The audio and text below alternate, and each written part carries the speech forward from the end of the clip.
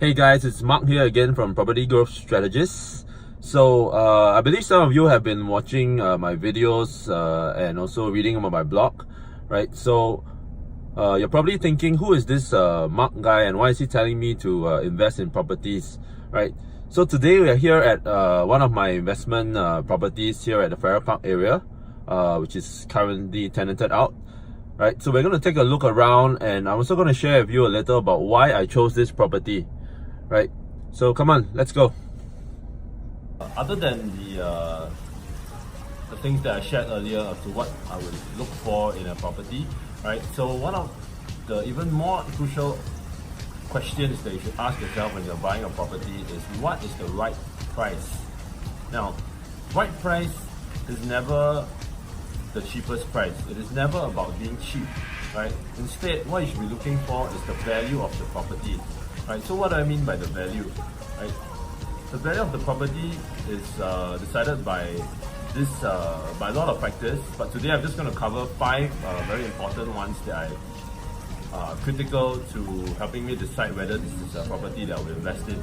Right, so the first one is of course the asking price that many of you probably already know. Right, so this is the price that that the owners are willing to sell the property at. Right, so just with this asking price, right, what you can actually do is to take the asking price and compare it with other similar units in development to see whether whether this owner is actually asking for a reasonable price, right? So that's number one. Number two, right, is actually the last transacted price, meaning to say the price that was recently transacted, right, for the units in this development. Right, because this gives you a real-time, accurate data, right? That's updated actually by URA on a weekly basis, if I'm not wrong, right? As to what are people willing to pay in the current times for this same development, right? So some of you ask, oh, what if there's no transactions in this development, right? So then, if that's the case, what you should do is actually to look at developments in the similar area and the surrounding vicinity. Look at the transacted prices of those units and make a comparison from there. Right, so that's number 2, the last transacted price. Now number 3 is actually the highest transacted price. Okay, highest meaning what is the price that was the last or rather in the recent 3 to 6 months, right? What is the highest price that people were willing to pay for units in this development?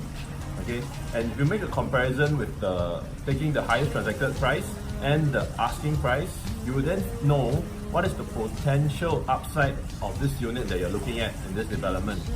Okay, but don't be mistaken, this highest transacted price is only the highest one in the recent 3 to 6 months. Okay, it is not the highest price that has been achieved, throughout the history of the period of time of this development.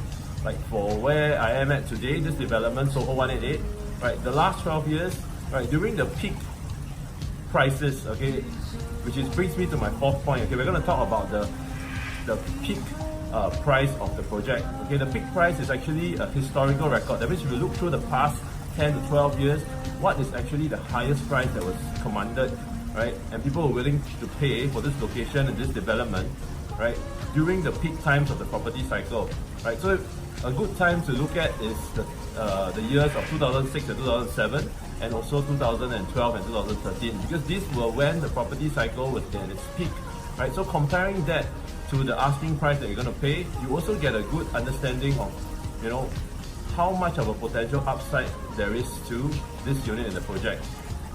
Okay, and of course, lastly, the 5th critical factor that I will consider is actually to be able to see if this price is actually below market value.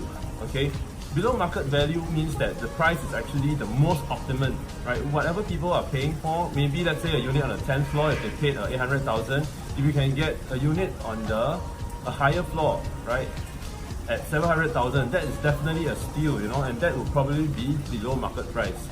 Because a good example was recently I helped a client to actually secure a unit that was actually selling, below market price. Okay, it's in District 19. Okay, because of the cooling measures, right? The government cooling measures in July 6th, right, that caused developers to actually drop their prices, right, from 1 month ago. Right, this project was actually launched in June. It was selling at 50,000 to 60,000 more than what we purchased it in July of this year. Right, so there and then, right, my client actually made a paper gain, a potential profit, right, of 50 to 60,000 right from day one. Right, just to recap, these are the 5 important critical factors that I always look at. First, asking price. Then we look at the last transacted price, the highest transacted price, the peak price, and lastly, if you can buy this below market price. So these are the 5 things that I would definitely consider, right, among other factors, right. So I hope this video was helpful for you, to help you to systematically analyze any property you are planning to actually purchase in future, right. So if you have any other questions, do drop me a comment below. If not, if you have any experiences, I'm also here to learn. So just share with me if you have any other experiences as well, right. I'll be glad to learn along with you. Right, so again, this is Mark from Property Growth Strategist, and I'll see you soon.